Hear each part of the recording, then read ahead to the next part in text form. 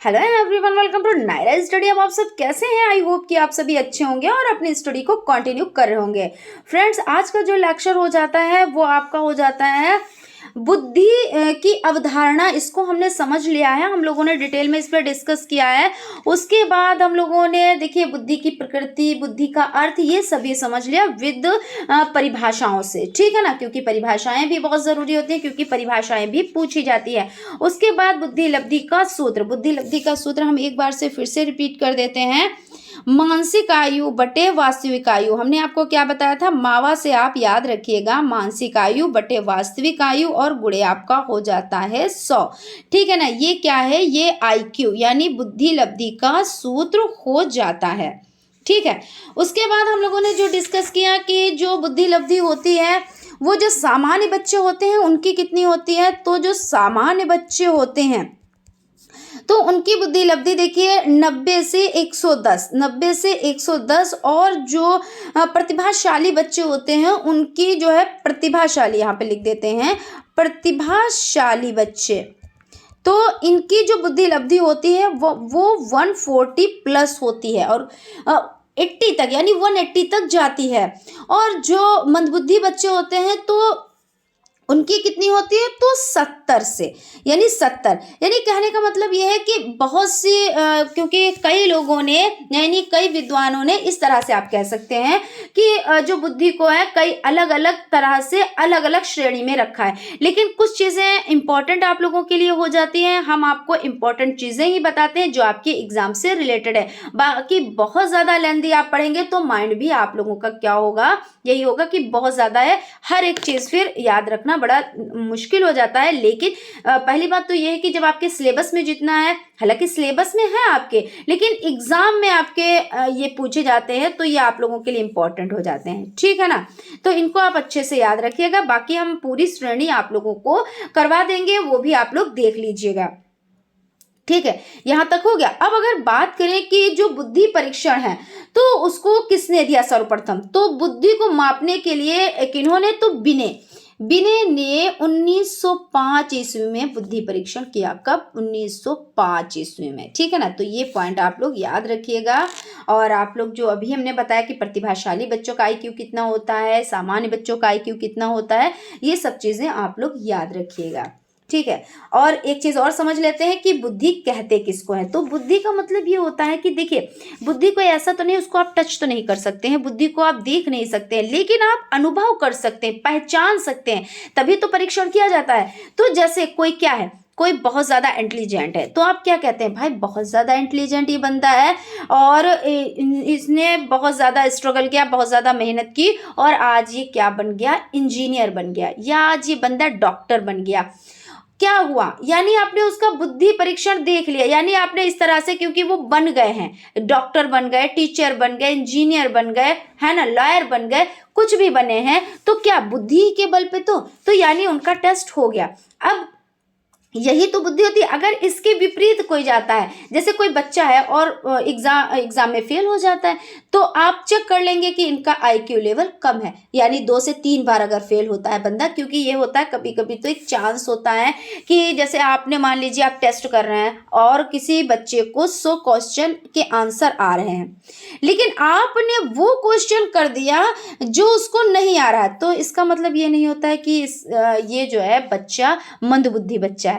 वहाँ पे थोड़ी सी चीज़ें चेंज हो जाती, वो तो खैर हम लोग बाद में इस पर डिस्कस करेंगे, लेकिन हम लोग यहाँ पे डिस्कस कर रहे हैं कि आप बुद्धि को कैसे पहचानते हैं, क्योंकि बुद्धि दिखती तो नहीं है। जैसे भाई आपकी चेयर हो गई, आप चेयर देख सकते हैं ना, टेबल देख सकते हैं, आप मनुष्य को आप देख सकते हैं, उसकी पर्सनालिटी को जान सकते हैं। पर्सनालिटी का मतलब क्या होता है? बाहरी दिखावा, मुखौटा। अब मुखौटे को तो आप देख सकते हैं, लेकिन जो अंदर है, उसके मन में है, उसको देख सकते हैं? नहीं देख सकते, उसको नहीं टच कर सकते, उसका तो सिर्फ आप अनुभव करते हैं। जैसे कोई इंसान है आपके सामने आके खड़ा हुआ, बहुत अच्छा लिबास पहने हुए है, आपने उसका लिबास देखा, आपने कहा वाह भाई कितनी अच्छी पर्सनालिटी है, लेकिन उसके मन में क्या है आपने नहीं देखा। वो आपको क्या करने आया है? नुकसान पहुंचाने आया है, ये क्या करने आया, नहीं आप जान पाए, है ना।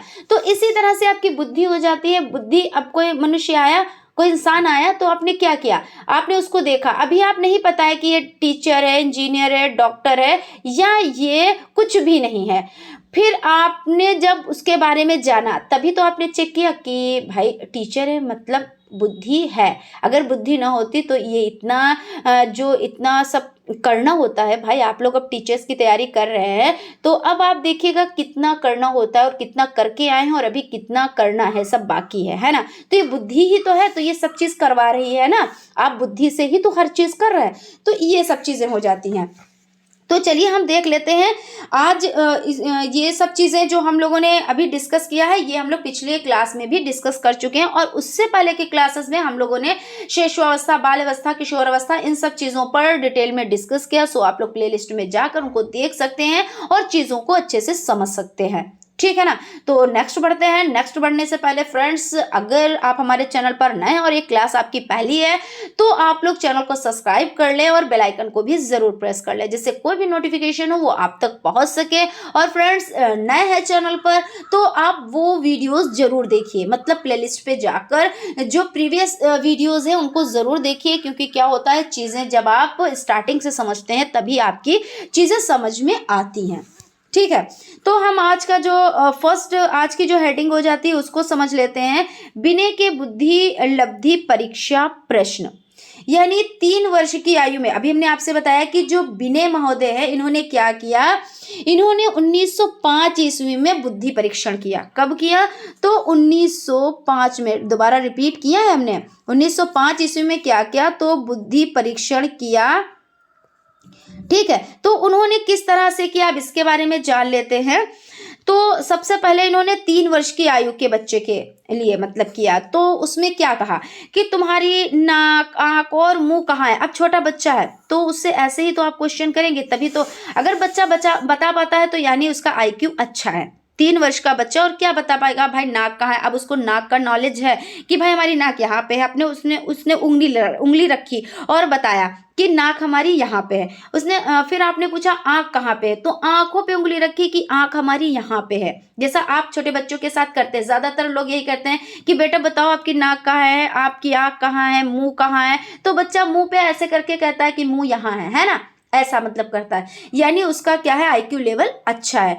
फिर क्या कहते हैं कि 2 अंकों से बनी संख्या को दोहराना, यानी दोहराने का मतलब यह है कि आपने पहले कहा और बाद में बच्चे ने उसको दोहराया, ये टेस्ट है। और 6 शब्दों से बने वाक्यों को दोहराना मतलब आपने जो कहा वही चीज दोहराई गई, और अपना अंतिम नाम बताइए, है ना। तो इस तरह से बच्चों से ये क्वेश्चंस किए। फिर कब किए, तो 3 वर्ष की आयु में। याद रखिएगा कि 3 वर्ष की आयु में बच्चों से कौन कौन क्वेश्चन किए गए कि तुम्हारी नाक, आंख, मुंह कहाँ है, 2 अंकों की संख्या को दोहराना। यहाँ पे सिर्फ दोहराने की बात है कि आपने जो कहा वो चीजों को दोहराया बच्चे ने, है ना। 4 वर्ष की आयु, अब 3 के बाद 4 वर्ष की आयु आई, ठीक है ना। अब क्या है, तुम लड़की हो या लड़का, क्योंकि 4 वर्ष की एज में बच्चा क्या होता है वो समझने लगता है कि हम लड़का है या लड़की, उसको अंतर आ जाता है, वो समझ जाता है। इसलिए अगर बच्चे का जो आईक्यू लेवल है वो ठीक है, सामान्य है, और तो वो बता पाएगा कि हम लड़का हैं या लड़की हैं। 3 अंकों की संख्याओं को दोहराने की, अब 3 अंक आपने दे दिए, संख्या की बात हो रही है, वो दोहरा लेगा। कुंजी, चाकू, सिक्का, ये सब चीजें क्या है, ये क्या है आप उनसे पूछेंगे तो वो बता ले जाएगा। क्यों, क्योंकि उसका आईक्यू लेवल ठीक है ना, तो वो बता ले जाएगा। फिर बच्चा आया 5 वर्ष की आयु में। अब 5 वर्ष की आयु में क्या क्या चीजें हैं, विभिन्न भार के बक्सों की तुलना करना। अब क्या, जैसे 2 आपने दे दिए तो उसमें बच्चे से ये अनुमान लगाया जाता है कि ये इसके भार के अलग अलग हैं या एक जैसे हैं। वर्ग को दिखाकर उसे खिंचवाना यहाँ पे हो जाता है, और आपका हो जाता है धैर्य से खेलने को कहना, 4 सिक्कों को गिनवाना। अब बच्चे क्या है, 4 सिक्के यहाँ पे गिन पा रहे हैं, कब, तो 5 वर्ष की आयु में। और 11 शब्द खंडों वाले वाक्य को दोहराना। अब 11 शब्द खंड हैं, उनको बच्चा क्या करता है, तो दोहरा लेता है, यानी बच्चा क्या है, नॉर्मल है, यानी वो या तो सामान्य बुद्धि का है या फिर उसका आईक्यू लेवल क्या है, वो प्रतिभाशाली। क्यों, क्योंकि प्रतिभाशाली सारे क्वेश्चंस के वो आंसर दे पा रहा है, तो यानी प्रतिभाशाली है ना। तो इस तरह से क्या हुआ, बुद्धि परीक्षण हुआ। यानी किन्होंने, तो बिने ने बुद्धि परीक्षण किया बच्चों का। तो जो क्या 3 वर्ष से स्टार्ट किया, याद रखिएगा 3 वर्ष से स्टार्ट किया, फिर 4 वर्ष, फिर 5 वर्ष, फिर क्या हुआ 8 वर्ष। 8 वर्ष की आयु के लिए क्या किया कि 20 से 0 तक के पीछे की ओर गिनने को कहना, जैसे 20, 19, 18, 17, 16, 15, इस तरह से। अब बच्चा, अब ये गिनती वैसे सीधी गिनती तो बच्चा कर लेता है 1 2 3 या 1 2 3, है ना, लेकिन जब उल्टी गिनती होती है तब थोड़ी सी बच्चों को दिक्कत आती है। फिर उसके बाद और भी चीज़ें हैं, जैसे 5 अंकों की बनी संख्या को दोहराना और 9 सिक्कों को गिनवाना। पहले क्या था, जब 5 वर्ष का बच्चा था तो उसमें क्या किया गया कि 4 सिक्कों को दोहराया गया, लेकिन जब बच्चा क्या हुआ 8 वर्ष की आयु में आया तो 9 सिक्कों को गिनवाया गया। अब 4 रंगों के नाम बताना। अब बच्चा क्या है, रंगों को पहचान रहा है बच्चा, तो उससे क्या 4 रंगों के नाम पूछे गए, अब वो बता पाएगा। और किसी गद्य खंड को पढ़वाना और 2 बातों को याद रखने को कहना। क्या किया गया कि बच्चों को खंड पढ़वाया गया। अब उसमें से क्या किया गया कि बच्चों को कुछ चीजें याद रखने के लिए कही गई। फिर देखिए उसमें और भी परीक्षण हुए। 11 वर्ष की आयु के लिए परीक्षण हुए, 15 वर्ष की आयु के लिए हुए, 3 वर्ष की आयु के लिए हुए और 6 वर्ष की आयु के लिए ये परीक्षण हुए। ठीक है ना। अब हम लोग देखेंगे कि बुद्धि परीक्षण के प्रकार कितने हैं, किस तरह से बुद्धि परीक्षण हुआ, क्या क्या सभी का समान परीक्षण हुआ, तो ये सब चीजें देखेंगे। तो बुद्धि परीक्षण के प्रकारों को हम समझ लेते हैं। तो सबसे पहला आपका हो जाता है व्यक्तिगत बुद्धि परीक्षण। क्या हो जाता है, व्यक्तिगत बुद्धि परीक्षण। ठीक है, तो इसमें क्या हो जाता है, यहाँ पे समझ लेते हैं। व्यक्तिगत बुद्धि परीक्षण में तो इसमें ये होता है कि एक निश्चित समय में एक व्यक्ति यानी एक जन का बुद्धि परीक्षण करना होता है। इसमें जो व्यक्तिगत यानी नाम से ही पता चल रहा है कि एक जन, कोई एक व्यक्ति है, उसका बुद्धि परीक्षण। और ये क्या कहलाती है, तो भाई जब एक का होगा तो व्यक्तित्व परीक्षा कहलाएगी। और इसे बिने साइमन बुद्धि परीक्षा के अतिरिक्त बैरल पामर की परीक्षा भी उपयोगी सिद्ध हुई। और इसमें कितने प्रश्नों को लिया गया, तो इसमें 38 यानी 38 प्रश्न होते हैं। और ये 1.5 से 5.5 वर्ष तक के बच्चों के लिए हैं। कितने वर्ष तक के बच्चों के लिए हैं, तो 1.5 वर्ष से 5 वर्ष तक के बच्चों के लिए हैं। और 2 मिनेसोटा प्रीस्कूल स्केल भी इसी आयु वर्ग के लिए हो जाता है। ठीक है ना। तो व्यक्तिगत परीक्षण अगर आप इस तरह से याद रखें कि एक व्यक्ति का परीक्षण किया जाता है तो इसे व्यक्तिगत बुद्धि परीक्षण कहते हैं। और इसमें कितने प्रश्न लिए जाते हैं, तो 38 यानी 38 प्रश्न लिए जाते हैं। ठीक है, यहाँ तक हो गया। अब बात कर लेते हैं सामूहिक बुद्धि परीक्षण किसका, तो सामूहिक बुद्धि परीक्षण। तो यहाँ पे आप समझ ले। अब देखिए नाम से ही पता चल रहा है कि सामूहिक यानी समूह में, है ना। तो इसमें क्या हुआ कि जब प्रथम विश्व युद्ध हुआ, प्रथम विश्व युद्ध में यानी 1914 से 1918, यही तो है ना टाइम पीरियड, तो सेना की भर्ती के लिए सामूहिक परीक्षा का प्रयोग किया गया, ताकि क्या हुआ कि जो उनकी योग्यता के अनुरूप वहां के सैनिकों जो उत्तराधिकारियों का चयन किया जा सके, है ना। तो इसमें क्या हुआ, इसमें एक सामूहिक परीक्षण किया गया। और सामूहिक परीक्षा के लिए बिने और टर्मेन के बुद्धि परीक्षण सिद्धांतों को स्वीकारा गया। अब आपसे क्वेश्चन में पूछ लिया जाए कि जो प्रथम विश्व युद्ध के दौरान परीक्षण हुआ, तो वो जो सामूहिक परीक्षण हुआ तो उसमें किसके सिद्धांतों को स्वीकारा गया, तो बिने और किसके सिद्धांतों को स्वीकारा गया, बिने और टर्मेन के बुद्धि परीक्षण के सिद्धांतों को स्वीकारा गया। तो यहाँ पे देखिए सामूहिक परीक्षण में यही चीज है। अब आपसे क्वेश्चन में पूछा गया कि जो 1914 से 1918 में प्रथम विश्व युद्ध हुआ, इसमें जो परीक्षण हुआ तो वो कैसा हुआ और किसके परीक्षण को वरीयता दी गई, यानी किसके सिद्धांत को क्या किया गया, वरीयता दी गई। तो आपका आंसर क्या होगा, बिने एवं टर्मेन। बच्चा जी किसका, तो बिने एवं टर्मेन हो जाते हैं। याद रखिएगा, नोट्स बनाते चलिएगा, ठीक है। बिने और टर्मेन हो जाते हैं।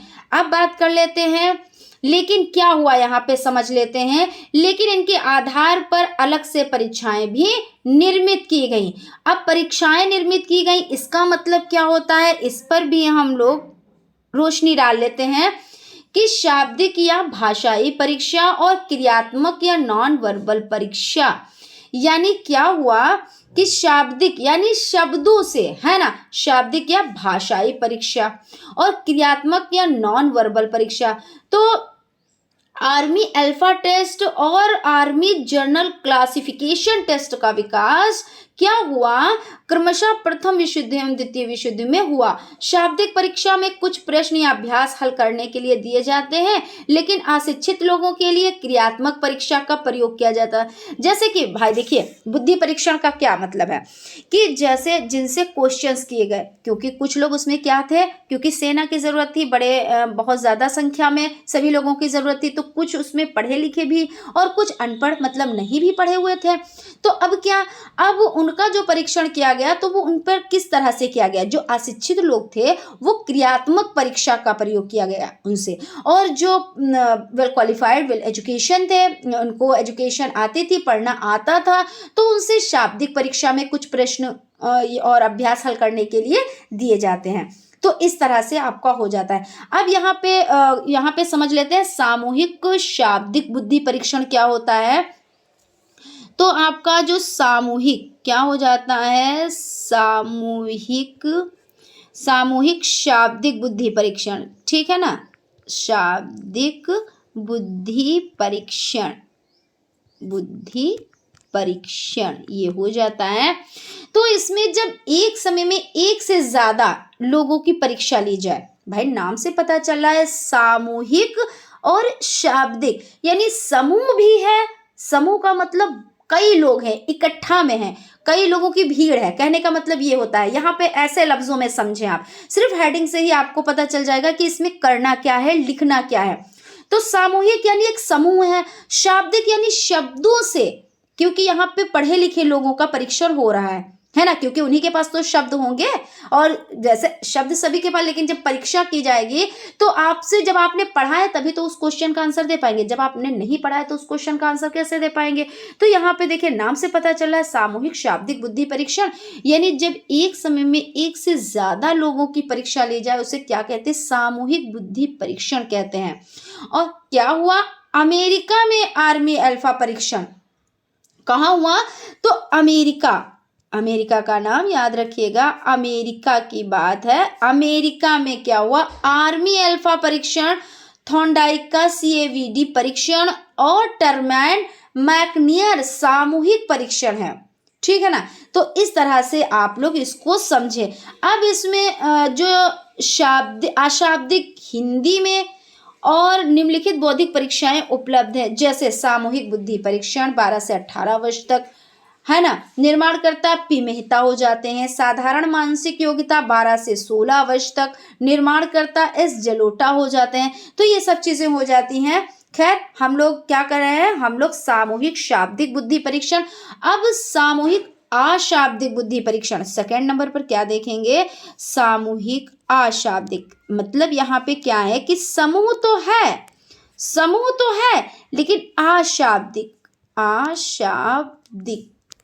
अशाब्दिक बुद्धि परीक्षण, है ना, अशाब्दिक बुद्धि परीक्षण।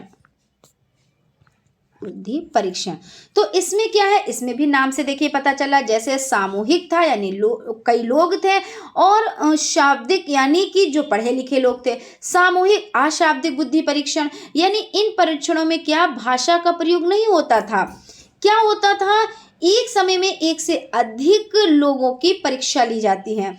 और इस वर्ग में क्या होता था, आर्मी बीटा परीक्षण, शिकागो अशाब्दिक परीक्षण, पिजन अशाब्दिक परीक्षण, AIP 70/23 तथा रेवन प्रोग्रेसिव मैट्रिसेस परीक्षाएं आती हैं। तो इस तरह से ये आपका हो जाता है। यानी देखिए यहाँ पे आप खुले लफ्जों में एक चीज फिर से रिपीट कर देते हैं, क्योंकि कई बार चीजें जितनी बार रिपीट होंगी उतना ही अच्छा होगा, तो हम इसको रिपीट कर देते हैं। यानी सामूहिक शाब्दिक परीक्षा यानी पढ़े लिखे लोगों के लिए, और अशाब्दिक सामूहिक परीक्षा यानी लोग तो थे, भीड़ तो थी, मतलब भीड़ का मतलब ये होता है कि कई लोग लोगों का शामिल होना, है ना। समूह तभी तो बनता है, जैसे कहते हैं नहीं कि मनुष्यों की भीड़ लगी है, यानी कि उनका एक समूह है, यही चीज़ तो है।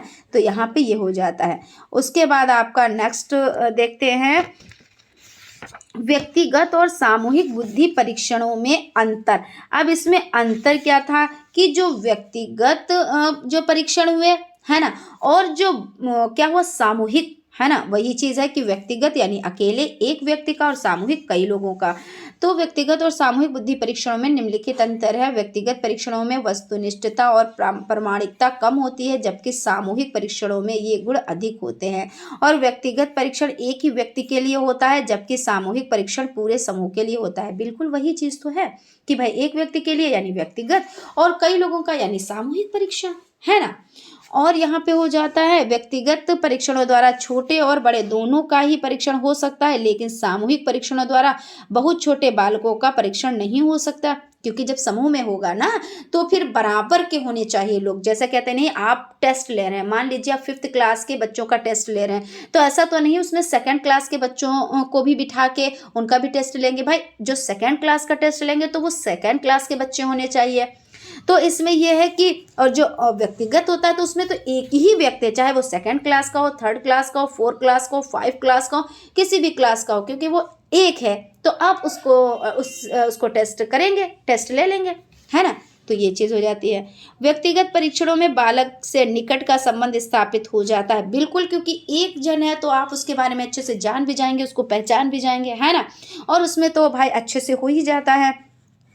और इस प्रकार उस बालक बालिका के व्यक्तित्व का ज्ञान भली भांति हो सकता है, परंतु सामूहिक परीक्षणों में ऐसा संभव नहीं है। क्योंकि भाई देखिए क्या होता है, आप मान लीजिए कक्षा की बात कर लीजिए, ऐसा नहीं है कि आप सभी बच्चों को पहचान गए और सभी बच्चों के नाम भी फटाफट से याद कर लिए, सभी बच्चों का मिजाज भी जान लिया, ऐसा नहीं होता है।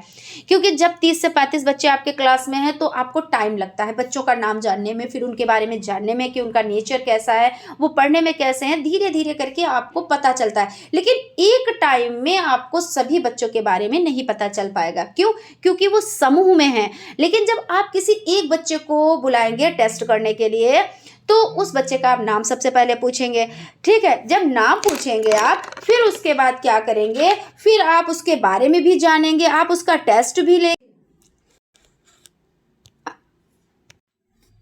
फिर देखिए यहाँ पे ये हो जाता है कि जो व्यक्तिगत परीक्षा होती है ना, तो व्यक्तिगत परीक्षा में क्या होता है, एक जन से आप करेंगे तो उसके बारे में हर एक चीज़ जानेंगे, उनका नाम भी जान जाएंगे, उसके बारे में भी जान जाएंगे। लेकिन जब समूह में होती है तो सभी लोगों के बारे में चीज़ों को याद रखना थोड़ा सा कठिन पड़ जाता है ना, तो थोड़ा सा क्या ज़्यादा ही कठिन पड़ जाता है। तो यहाँ पे चीज़ ये हो जाती है।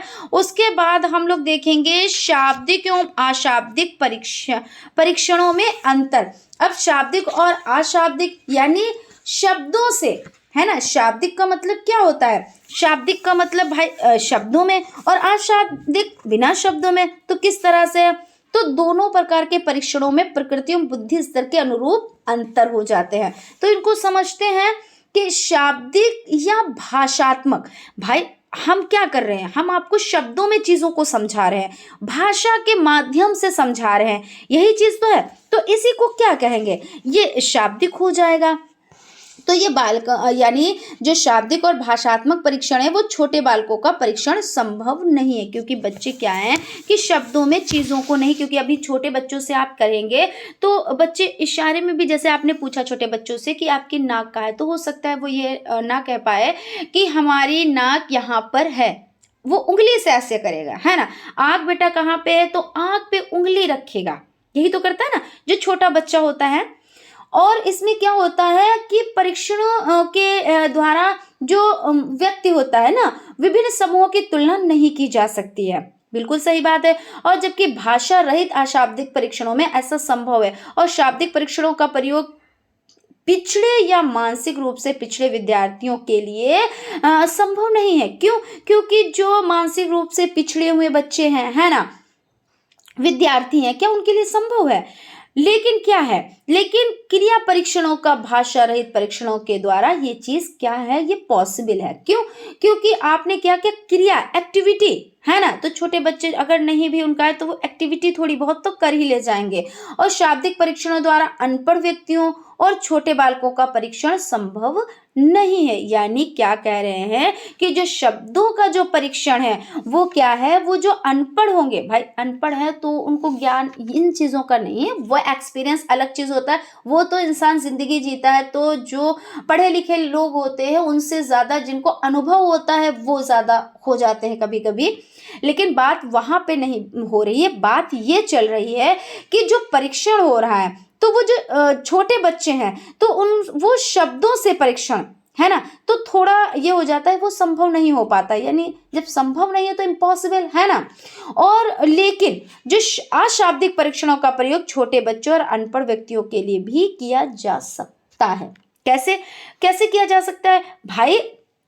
आपने शब्दों से तो नहीं किया है ना। अब क्या हुआ, जब प्रथम विश्व युद्ध के दौरान परीक्षण हुए तो उसमें कुछ लोगों का शाब्दिक हुआ, कुछ लोगों का अशाब्दिक हुआ, क्योंकि वहां पे जरूरत थी कोई गाइड करने वाला हो, कोई पढ़े लिखे वाली चीज को संभालने वाला हो, और कोई सेना में आकर लड़ने वाला हो। तो लड़ने वाले का मतलब ये हो जाता है कि अगर वो नहीं भी पढ़ा है तो क्या वो लड़ नहीं सकता है ना। लेकिन जो वर्क करना है, यानी लिखा पढ़ी वाला कोई वर्क करना है, तो वो तो वही कर पाएगा जो ये इस मतलब यानी नॉलेज लिए होगा, है ना, यानी जो पढ़ाई की होगी जिनने, तो ये चीज यहाँ पे हो जाती है। ठीक है ना। तो यानी आप लोगों ने शाब्दिक और अशाब्दिक परीक्षणों में अंतर को समझ लिया होगा। आई होप, मुझे विश्वास है कि आप लोग समझ गए होंगे। फिर भी अगर कहीं पे कोई कंफ्यूजन, कोई डाउट है तो आप उसे क्लियर कर सकते हैं, क्योंकि जो क्वेश्चंस एग्जाम में बनते हैं वो ऐसे ही बनते हैं कि आपका जो परीक्षण है वो शाब्दिक और अशाब्दिक परीक्षण क्या है, या इसमें अंतर आप बताएं। तो इस तरह से, या बुद्धि परीक्षणों के प्रकार आप बताएं तो आपको पता है कि आपका व्यक्तिगत बुद्धि परीक्षण हो जाता है, सामूहिक बुद्धि परीक्षण हो जाता है, ये सब हो जाते हैं। तो इस तरह से आपका हो जाता है। उसके बाद आप देखिए यहाँ पे बुद्धि परीक्षणों के गुण या विशेषताएं। तो इसमें जो गुण हैं और विशेषताएं उसको समझ लेते हैं। कोई परीक्षण कैसा, इसका निर्णय लेने के लिए हमें विभिन्न प्रकार की कसौटियों का प्रयोग करना पड़ता है। इन्हीं कसौटियों को बुद्धि परीक्षण के गुण या विशेषता माना जाता है। यदि इन कसौटियों पर परीक्षण खरा उतरता है तो उसे उत्तम परीक्षण कहा जाता है। उत्तम मनोवैज्ञानिक परीक्षण के निम्नलिखित गुण या विशेषताएं हैं। वस्तुनिष्ठता। बुद्धि परीक्षण यानी किसी भी मनोवैज्ञानिक परीक्षण का वस्तुनिष्ठ होना अति आवश्यक है। किसी भी परीक्षण की वस्तुनिष्ठता दो बातों पर निर्भर करती है। प्रथम, उस परीक्षण में इस प्रकार के प्रश्नों को स्थान मिलना चाहिए जो उस स्तर के विद्यार्थियों के अनुकूल हो, और परीक्षण में सम्मिलित समस्त पदों के उत्तर निश्चित है, केवल एक ही सही उत्तर है। दूसरे, परीक्षण का प्रशासन एवं फलांकन वस्तुनिष्ठ ढंग से होना चाहिए, अर्थात एक निश्चित कुंजी के आधार पर अंकन किया जाना। विश्वसनीयता। तो परिमाण की स्थिरता को विश्वसनीयता कहते हैं। यदि किसी परीक्षण का प्रयोग करने पर उसके परिणाम एक ही हो तो उसे विश्वसनीय कहेंगे।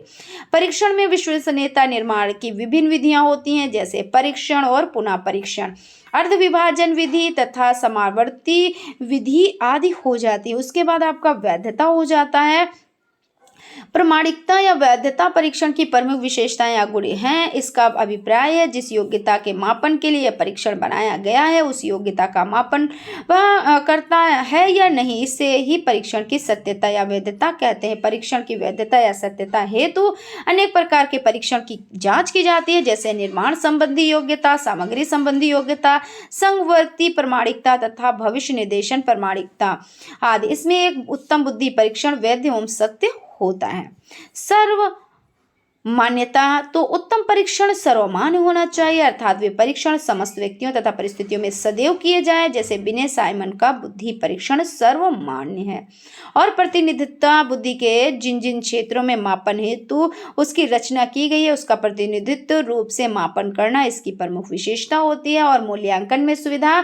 बुद्धि परीक्षणों को मूल्यांकन में सुविधा होनी चाहिए, है ना। क्या होना चाहिए, तो मूल्यांकन में करने की ऐसी विधियां हो जो सरल हो और जिन्हें सभी व्यक्ति प्रयोग में ला सकें। बिल्कुल, क्योंकि जब कोई भी चीज़ है, किसी चीज़ का मूल्यांकन हो रहा है यानी तो उसमें क्या है, सरलता से वो चीज़, और जहाँ पे सरलता होती है उससे अच्छा कुछ भी नहीं होता है। इसी तरह से एक हो जाता है, मितव्यता हो जाती है। मितव्यता यानी इकोनॉमिकल, है ना, तो वो परीक्षा उत्तम होगी जिसमें समय और क्या होता है, धन की बचत हो और मानव शक्ति भी कम खर्च हो। यानी क्या होता है, जिस जिस जो वो परीक्षण उत्तम माना जाता है जिसमें देखिए खर्चा भी कम आए और प्लस क्या हो, व्यक्ति की जो शक्ति है वो भी कम लगे, तो ये उत्तम माना जाता है। और उसके बाद एक और देख लेते हैं, व्यवहारिकता और रोचकता। बिल्कुल, उत्तम परीक्षण रोचक तथा व्यवहारिक होना चाहिए, क्योंकि देखिए बोरिंग चीजें तो अच्छी नहीं लगती। अभी हम ही आपको अटक अटक के और बोर तरीके से हम आपको कोई चीज बताएं, आपको समझ नहीं आएगी, आप कहेंगे मैम बस कीजिए, आप बस खत्म कीजिए यहीं पे, है ना, ये चीज हो जाती है। तो क्या है, रोचकता होनी चाहिए, यानी उत्तम परीक्षण रोचक तथा व्यवहारिक होना चाहिए। इसका अभिप्राय है कि परीक्षण में इस प्रकार की क्रियाएं सम्मिलित करें जिन्हें व्यक्ति सरलता से कर सके और वे रुचिकर हो, है ना, क्योंकि जब रुचिकर कोई चीज होगी तभी। अभी हम आपको पढ़ा रहे हैं, आपको देखिए विद एग्जाम्पल चीजों को समझाते हैं। कुछ चीजें तो ऐसी होती हैं जिनको हम खुद से कंपेयर करके बता देते हैं, कुछ ये होता है कि जो आप जिंदगी जी रहे हैं उससे कंपेयर करके पढ़ें, तो चीज़ें क्या है, आसानी से समझ में आ जाती है। अगर चीज़ें नहीं भी आ रही हैं समझ में, तो जब अपने आप को रख के देखें, जैसे हमने आपको पढ़ाया कि भाई कोई, जैसे हमने पर्सनालिटी पढ़ाई, आपको बुद्धि पढ़ाई, तो कैसे पढ़ाया, हमने एग्जाम्पल लिया ना कि कोई जन आया, वो सूट बूट में है, बहुत अच्छे ढंग से आया, तो आपने क्या किया, उसकी पर्सनालिटी देखी लेकिन उसकी बुद्धि नहीं देखी। इसी प्रकार हमने जब शिशुअवस्था, बाल अवस्था, किशोर अवस्था पढ़ाया, तो क्या कहा कि जो आपके यहाँ छोटे बच्चे हैं उनको आप देखें जिस एज में है, जैसे शिशुअवस्था आप पढ़ रहे हैं, अगर शिशुअवस्था वाला बच्चा आपके यहाँ है, आपके घर में नहीं है तो आपके पास पड़ोस में है, तो उसको देखें। बाल अवस्था आप पढ़ रहे हैं तो बाल अवस्था में उसमें देखिए क्या क्या चेंजिंग होती है, वो क्या क्या एक्टिविटी करता है, वो उसके जो बॉडी लैंग्वेज है वो क्या कह रही है ना। आप इससे भी तो अनुमान लगाएंगे, क्योंकि जो बॉडी लैंग्वेज होती है वो बहुत कुछ बताती है, क्योंकि बच्चा क्या चाहता है कि हमारी सब तारीफ करे। एक एज ऐसी भी होती है, आप लोग कमेंट बॉक्स में कमेंट कीजिएगा, कौन सी ऐसी एज होती है जिसमें बच्चा चाहता है कि वो वर्क करता है लेकिन किसके लिए, दूसरों के लिए, यानी वो ये चाहता है कि हम वर्क करें और ये जो सामने वाले हैं वो हमारी तारीफ करें। तो आप लोग कमेंट कीजिएगा कि कौन सी एज है। तो यानी कहने का मतलब यहाँ पे ये है, हम लोग यहाँ पे हैं कि मितव्यता और रुचिकर की बात हम लोग कर रहे हैं, ठीक है ना। तो यानी जब रुचि होगी और उसमें चीज़ों को अच्छे ढंग से, आप लोगों को भी मतलब है कि आप लोगों को भी रुचि होनी चाहिए। कोई चीज़ हम बता रहे हैं, कोई चीज़ हम समझा रहे हैं, तो आप लोगों को भी रुचि होनी चाहिए। अगर आपको रुचि नहीं है तो वो चीज़ आप नहीं सीख पाएंगे, है ना। हम कितना भी बड़बड़ाते रहें, यानी कहने का मतलब है हम तो क्लास ले रहे हैं, ठीक है, हम तो बोल रहे हैं, हम अपनी बात कह रहे हैं, लेकिन जब आप उसे इंटरेस्ट लेकर नहीं सुनेंगे, आप इंटरेस्ट लेकर नहीं पढ़ेंगे, तो क्या होगा, तो नहीं, क्योंकि वो भी जरूरी है। तो यानी जो पढ़ने वाला है वो भी ऐसा हो कि जो आपको हर एक चीज बारीक से बारीक चीजें बता दे, और जो पढ़ाने वाला हो वो भी बता दे, जो पढ़ने वाला हो वो रुचि लेकर समझे। तो इस तरह से चीजें हो जाती हैं। तो आई होप आप लोगों को चीजें अच्छे से समझ में आई होंगी, और फिर भी अगर कहीं पे डाउट है, कोई कंफ्यूजन है, तो आप लोग कमेंट कर सकते हैं, हम उसका रिप्लाई आप लोगों को ज़रूर से ज़रूर देंगे। तो फ्रेंड्स, मिलते हैं नेक्स्ट क्लास में। Thank you.